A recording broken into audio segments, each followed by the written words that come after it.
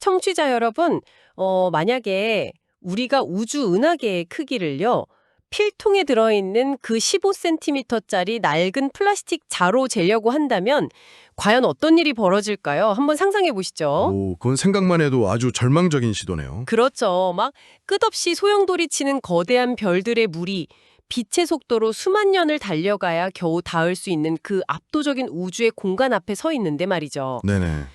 그런데 주머니에서 그 짧은 플라스틱 자를 탁 꺼내 들고 허공에 댄 채 눈금을 하나하나 읽어보려고 끙끙대는 모습 어떠신가요? 진짜 우스꽝스럽죠.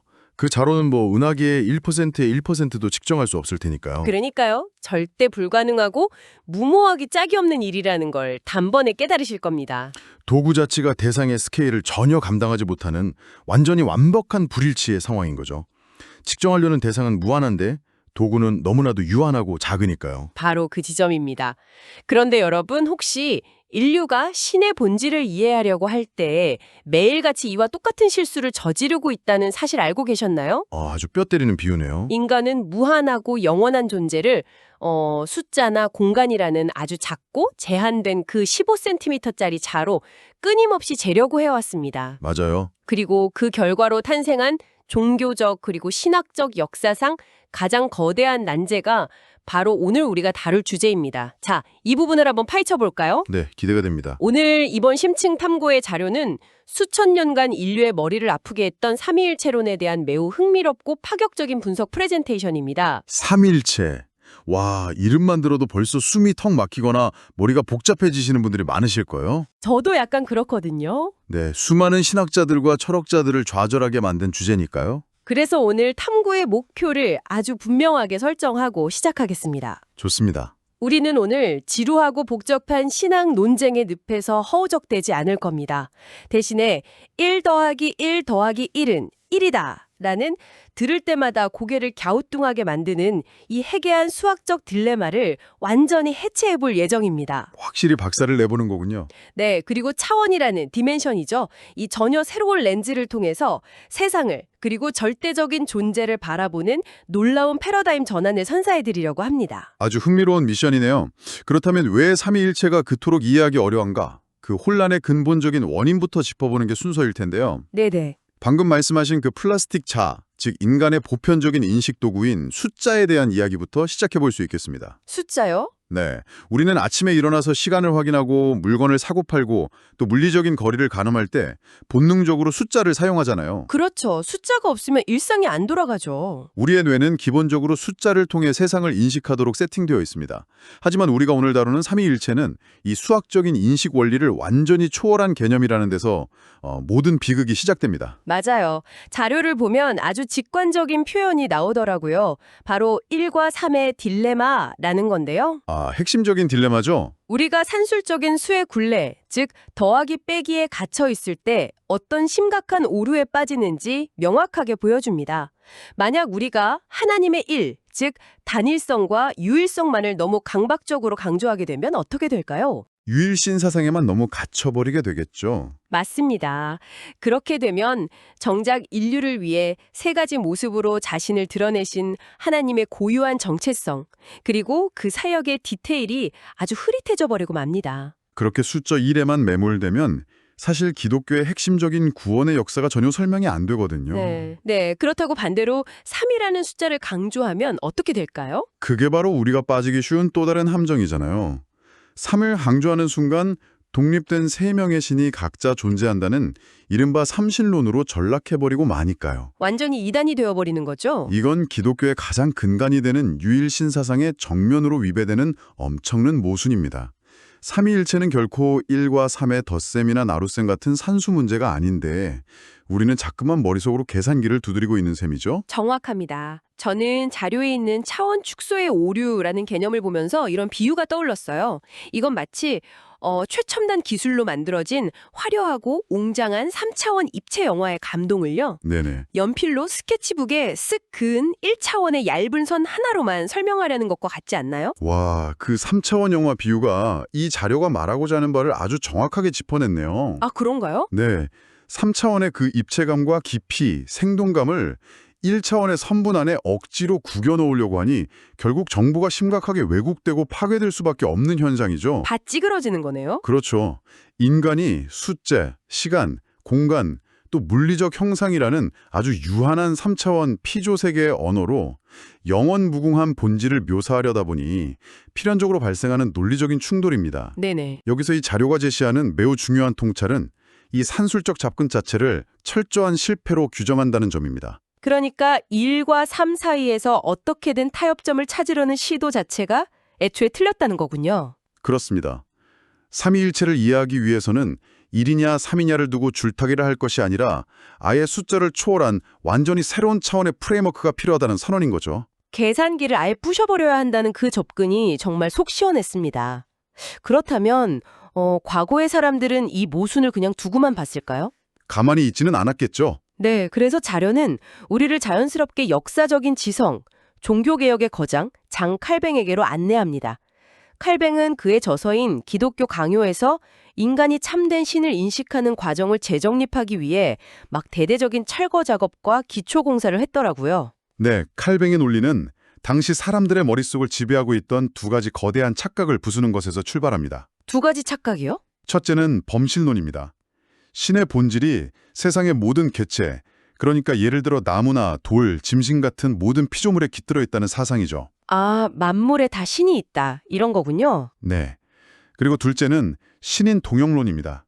단어가 조금 어렵지만 쉽게 말해서 하나님을 사람의 형태나 우리가 상상할 수 있는 세속적인 모습으로 묘사하고 제안하려는 일종의 우상의 의인화를 뜻합니다. 신을 인간 모형으로 자꾸 깎아내려는 거네요. 맞습니다.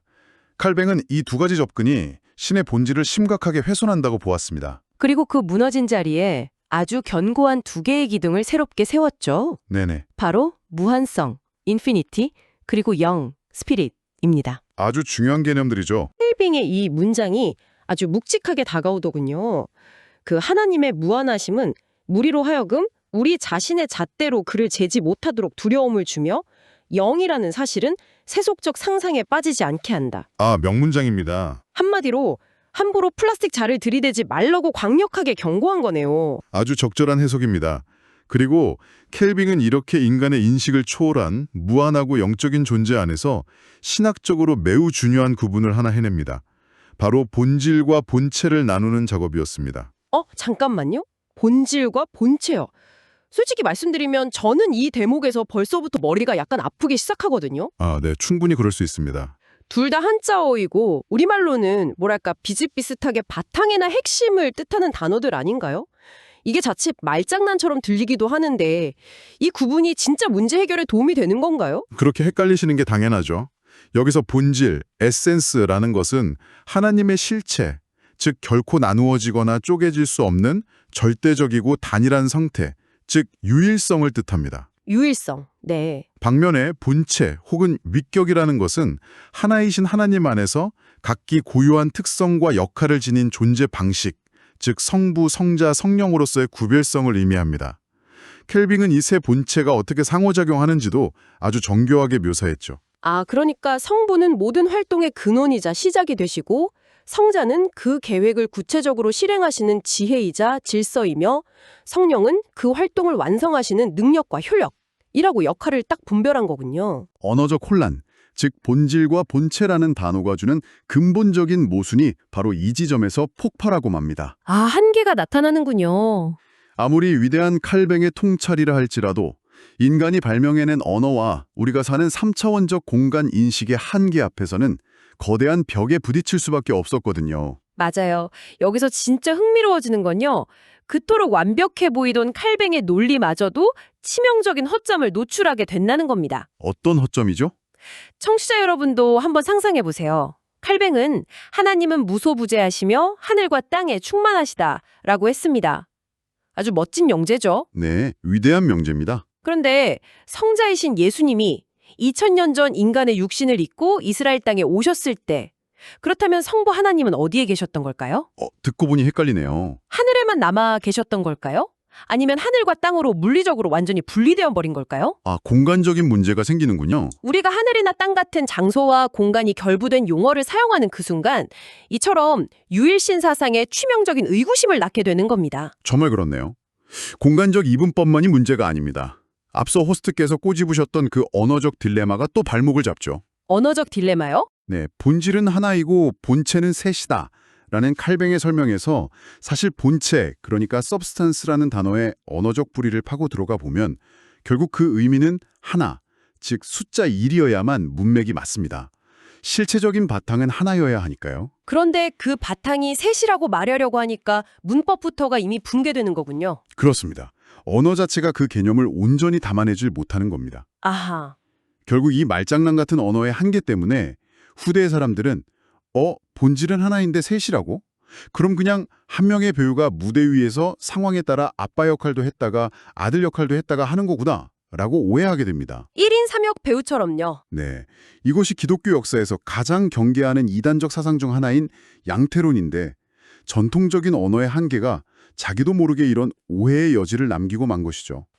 결국 빙빙 돌아서 다시 그 15cm 자의 한계로 돌아와 버린 셈이네요. 안타깝게도 그렇죠. 칼뱅의 기초 공사는 훌륭했지만 결국 그가 지은 집도 우리가 사는 3차원의 시공간 그리고 인간의 언어라는 좁은 지붕 아래에 갇혀 있었던 겁니다. 네, 그게 핵심입니다. 그렇다면 이 숨막히는 모순과 끝없는 혼란을 도대체 어떻게 타개해야 할까요? 자료는 여기서 아주 극적이고 놀라운 해법을 제시합니다. 네, 이 자료에서는 삼위일체를 이해하는 완전히 새로운 프레임워크로 하나님의 존재 방식을 철저히 영원 그리고 계시라는 두 개의 다른 차원으로 분리하여 인식할 것을 제안합니다. 영원과 계시. 이건 단순한 신학적 다로 교체가 아닙니다. 우리가 세상을 바라보는 인식의 지평 자체를 완전히 뒤집어버리는 패러다임 전환이죠. 와, 여기서부터는 정말 상식의 파괴가 일어납니다. 먼저 제1차원인 영원의 세계로 들어가 볼까요? 가보시죠. 우리가 흔히 일상에서 영원하다라고 하면 아주 기나긴 시간, 까마득하게 끝없이 이어지는 시간의 흐름을 떠올리지 않습니까? 당연하죠. 시간이 영원하다. 그런데 자료에서는 이 개념을 완전히 엎어버립니다. 영원의 세계는 시간의 연장이 아니라 그 자체로 하나님의 존재 방식이자 본질 자체라는 겁니다. 정확히 보셨습니다. 영원의 차원이라는 것은 시공간, 물리적인 형상, 그리고 우리가 앞서 그렇게 매달렸던 숫자나 수학적인 셈법이 아예 성립조차 하지 않는 완전한 초월의 상태를 의미합니다. 그러니까 우리가 아는 그 수학적인 의미의 숫자 1조차도 아니라는 거군요. 전혀 아니죠.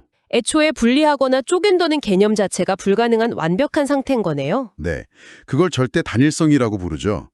자료에 등장하는 묘비우스의 띠처럼 끝없이 이어지는 무한대 루프 이미지를 떠올려 보시면 이해가 쉽습니다. 계속 이어지는 무한대 마크요. 맞아요.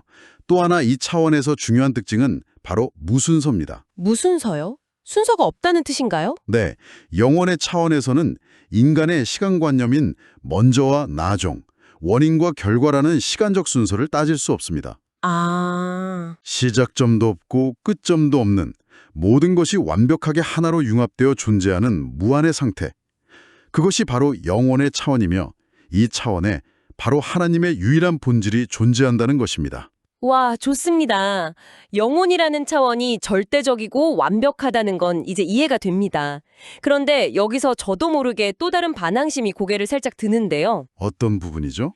아니, 그 정도로 철저하게 초월적이고 우리 인식체계와 완전히 단절된 차원이라면 시공간에 갇혀 사는 우리 인간은 도대체 그 신을 어떻게 인식하고 또 어떻게 믿을 수 있는 거죠?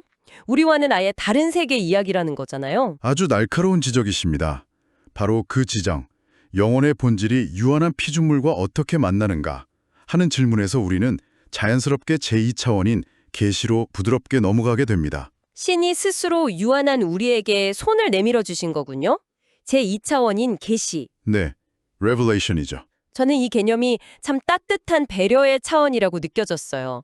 계시란 숫자를 초월한 영원의 차원에 계신 하나님이 유한한 인간의 인식체계, 즉 시간, 공간, 언어, 숫자 안으로 당신 스스로를 친히 번역하여 보여주시는 방식을 말합니다. 아주 적절한 표현입니다. 번역. 저는 이 대목에서 자료에 등장한 아주 직관적인 프리즘 다이어그램을 보고 완전히 매료되었습니다. 청취자 여러분도 지금 머릿속으로 한번 그려보시면 좋겠습니다. 그 종합 다이어그램은 이 복잡한 다차원적 개념을 시각적으로 정말 기가 막히게 풀어내고 있죠. 상상해보세요. 끝없이 눈부시게 빛나는 거대한 빛덩어리 하나가 있습니다. 이게 바로 제1차원인 영원의 존재로 계신 하나님 본질입니다. 네네. 그런데 이 영원의 빛이 우리가 사는 피조세계 안으로 들어오기 위해 투명한 유리창 같은 계시의 장막을 통과하게 됩니다. 네. 이 장막이 바로 프리즘 역할을 하는 거죠. 절대적인 하나의 빛이었던 것이 이 프리즘을 통과하는 순간 어떻게 될까요? 쫙 퍼지겠죠. 맞습니다. 눈부신 세 가지 색깔의 빗줄기로 나뉘어서 우리가 사는 시공간 속으로 쏟아져 들어오게 됩니다. 와, 그리고 그 세 갈래의 빛이 바로 우리가 하나님의 은혜를 인지할 수 있도록 나타나신 사역의 삼위인 것입니다. 사역의 삼위, 인류의 역사 속에서 구원을 계획하시고 작정하시는 성부 하나님이라는 빛, 십자가 사건이라는 물리적이고 역사적인 실체로 구속을 이루어내시는 성자 하나님이라는 빛, 그리고 우리 내면에 찾아와 그 구원의 확신을 보증해 주시는 성령 하나님이라는 빛이죠. 아, 영혼으로부터 시간과 공간 속으로의 완벽한 번역이 일어난 겁니다. 그 프리즘 비유를 듣고 나니까 너무나 통쾌하게 정리가 됩니다. 빛의 본질 자체는 영원의 차원에 존재하는 하나인데 그것이 피조세계의 창조와 섭리, 특히 인간 구원이라는 뚜렷한 목적을 위해 우리 눈에 보이는 세 가지 사역의 색깔로 번역되어 나타나신 거네요. 이 프레임워크의 핵심은 바로 그것입니다. 삼위의 형태로 나타나신 것은 하나님의 본질 자체가 물리적으로 쪼개진 것이 결코 아닙니다. 네네. 철저하게 피조세계 안에서 인간을 향한 구원의 섭리를 펼치고 우리가 그것을 이해할 수 있도록 취하신 계시적 사역의 차원이라는 것이죠. 이렇게 본질은 영원의 차원으로 두고 삼위는 계시의 차원으로 철저히 분리해서 적용해보면요. 네. 이전에 우리를 그토록 괴롭히고 모순에 빠뜨렸던 모든 딜레마들이 도미노가 쓰러지듯 한 번에 무너져 내립니다. 와. 그럼 앞서 제가 던졌던 그 골치 아픈 질문들을 다시 꺼내서 이 새로운 렌즈로 비춰볼까요? 네, 한번 해보시죠. 첫 번째 딜레마였죠. 성자 예수님이 땅에 오셨을 때 성부 하나님은 하늘에만 계신 건가? 네, 공간적으로 물리적 분리가 일어난 건가? 그거였죠. 자, 차원의 도약으로 대답해보죠. 하나님의 본질은 제1차원인 영원에 속해 있으므로 애초에 공간적 제약이나 거리라는 개념 자체가 무의미합니다. 네, 반면 삼위로 우리에게 나타나신 것은 제2차원인 계시적 사역이므로 본질이 하늘과 땅으로 분리된다는 공간적 충돌 없이도 성부의 사역과 성자의 사역이 완벽하게 동시에 성립되는 겁니다. 복잡했던 엉킨 실타래가 깨끗하게 풀리는 순간이군요. 두 번째 딜레마였던 시간과 혈육의 역설도 이 프레임워크 앞에서는 아예 맥을 못 춥니다. 아, 그것도 해결되나요? 네, 우리는 종종 성경에서 성부가 성자를 낳았다라거나 성자가 성령을 보내셨다 라는 표현을 마주하잖아요. 네, 많이 나오죠. 예, 예전에 그 15cm 자를 들이대던 방식대로라면 영원하신 하나님이 도대체 시간적으로 언제 아들을 낳았는지, 무소부지하신 영이 도대체 어느 공간에서 어디로 이동을 했다는 건지 도무지 설명할 길이 없었습니다. 맞아요. 계속 계산하게 되니까요. 출생의 순서를 따지고 물리적인 이동거리를 계산하려다 보니 근본적인 논리적 모순에 빠졌던 거죠. 그러니까요. 그런데 영원과 계시라는 번역의 차원으로 보니까 이 표현들의 진위가 너무나 선명해집니다. 어떻게 선명해지던가요? 성경에서 말하는 낳았다라는 것은 누가 먼저 태어났는지를 따지는 생물학적이고 시간적인 출생을 의미하는 게 전혀 아니었어요. 그렇죠. 영원하신 하나님 본질이 인류의 역사 속에 직접 들어와 구원을 이루신 그 거대한 계시적 사건을 유한한 인간이 가장 깊이 공감하고 직관적으로 이해할 수 있는 언어, 즉 부모와 자식 간의 끈끈한 가족관계라는 메타퍼로 완벽하게 번역해 주신 거잖아요. 네, 완벽한 번역입니다. 한마디로 유치원생인 인간의 눈높이에 맞춰서 막 우주의 원리를 친절하게 설명해 주신 셈이네요. 바로 그겁니다. 그래서 이 긴 논의를 종합해보자면 삼위일체는 결코 우리가 지적 우월감을 뽐내며 풀어야 할 난해한 수학 공식이나 말장난 같은 논리 퍼즐이 아니라는 사실입니다. 그래서 전문가님, 이 모든 통찰이 우리에게 남기는 최종적인 의미는 무엇일까요? 단순히 과거의 신학자들이 풀지 못했던 난제를 하나 해결했다는 지적 쾌감일까요? 그것보다 훨씬 깊은 차원의 의미가 있습니다. 저는 이 프레임워크가 현대인들에게 깊은 영적 해방감을 준다고 생각합니다. 영적 해방감이요? 네, 우리는 유한한 머리로 무한을 담아내려다 매번 좌절하고 또 죄책감을 느꼈거든요. 이 자료가 우리에게 말해주는 것은 삼위일체가 우주적인 숫자 게임이 아니라 먼지 같은 피조물인 인간을 구원하시기 위해 영원하신 존재가 시간과 언어의 장벽을 허물고 스스로를 낮추어 번역해 주신 극진한 사랑이자 구원의 신비 그 자체라는 점입니다. 와, 번역해 주신 사랑. 네, 숫자 1과 3 사이에서 갈팡질팡하며 지쳐있던 우리에게 이제는 신의 본질과 우리를 향한 섭리를 아주 입체적으로 바라볼 수 있는 인식의 자유를 준 것입니다. 와, 진짜 지식의 과부하로 꽉 막혀있던 숨통이 마침내 탁 트이는 기분입니다. 오늘의 심층탐구, 정말 일상의 상식을 뒤흔드는 놀라운 패러다임 전환이었습니다. 우리가 평생 동안 꽉 쥐고 있던 낡은 15cm짜리 자를 마침내 미련 없이 툭 부러뜨린 기분이네요. 네, 속이 다 시원합니다. 자료의 마지막 결론이 오늘 우리가 나눈 대화를 아주 선명하게 요약해줍니다. 하나님의 본질은 차원을 초월한 영원으로 경배하고 삼위 하나님의 섭리는 우리를 위해 번역된 계시로 찬양하라. 복잡한 이론의 거품을 걷어내고 뼈대만 남긴 아주 명징하고 묵직한 결론입니다. 청취자 여러분, 오늘 우리의 이 긴 여정이 어떠셨나요? 우리는 오늘 유한한 언어와 숫자로 무한을 재단하려 했던 인류의 오랜 강박이 차원의 도약이라는 프레임워크를 통해 어떻게 말끔히 해소되는지 함께 목격했습니다. 뜻깊은 시간이었죠. 자, 그렇다면 마무리를 하면서 여러분께 하나만 묻고 싶습니다. 오늘 밤 여러분 주변을 한번 둘러보세요.